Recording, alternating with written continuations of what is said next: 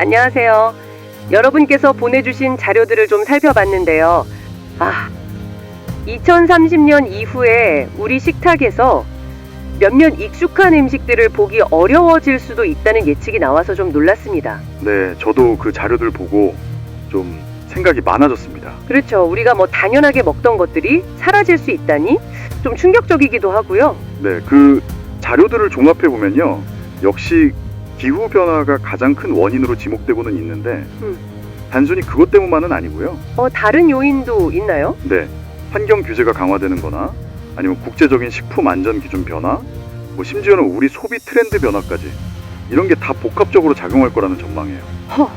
정말 복잡하네요. 네, 그러니까 단순히 어떤 음식이 사라진다 이걸 넘어서 우리 식생활 전반의 시스템 자체가 바뀔 수도 있다, 이런 가능성을 봐야 한다는 거죠. 그 점이 좀 흥미로웠습니다. 그렇군요.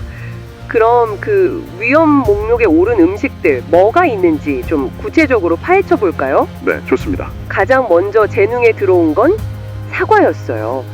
그 보내주신 연구 자료 중에 하나 보니까 온난화 때문에 사과 재배지가 점점 북쪽으로 올라가서 2050년쯤 되면 강원도 일부에서만 겨우 재배될 거다, 뭐 이런 예측이 있더라고요.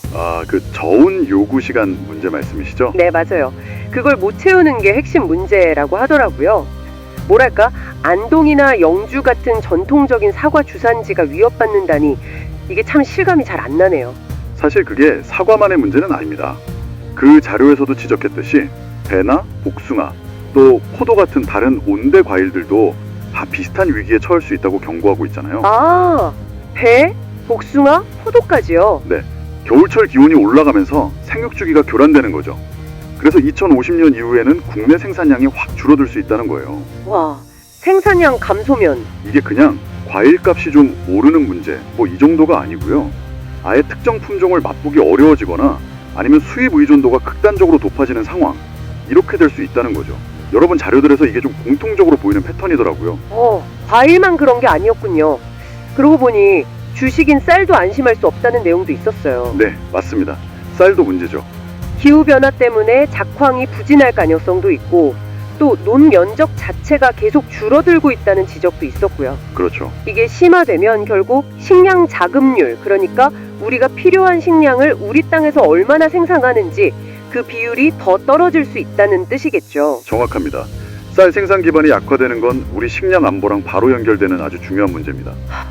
정말 큰일이네요. 네, 여기에 더해서요, 여러분이 공유해주신 자료 중에 국제 동향 분석 자료가 있었잖아요. 네네. 그걸 보면 온실가스 감축 노력이 붉은 고기, 특히 소고기 소비에도 영향을 줄 것 같아요. 소고기요? 그건 또 왜죠? 예를 들면 축산 과정에서 탄소 배출량이 많다는 건 아시죠? 여기에 대한 규제가 막 강화되거나 관련 비용이 부과될 경우에요. 그러면 소고기 가격 상승 압박이 커지거나 비싸지거나 네, 혹은 아예 수입 물량 확보 자체가 어려워질 수도 있다, 뭐 이런 전망들이 나오고 있습니다. 국제적인 흐름이 그렇군요.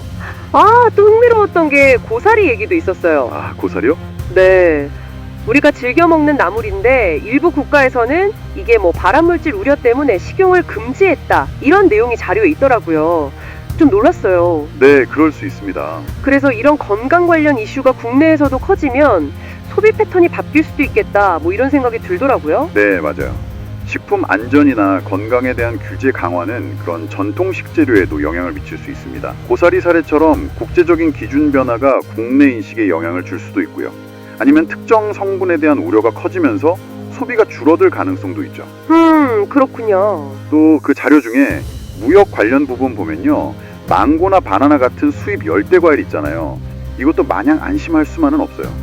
열대 과일도요? 왜요? 그 주요 생산지에서 이상기후가 발생하거나 병충해가 확산되거나 또 요즘 국제 물류 상황도 좀 불안정하잖아요. 네, 그렇죠. 이런 것들이 막 겹치면서 공급이 불안정해지거나 가격이 확 될 위험이 늘 있다는 거죠.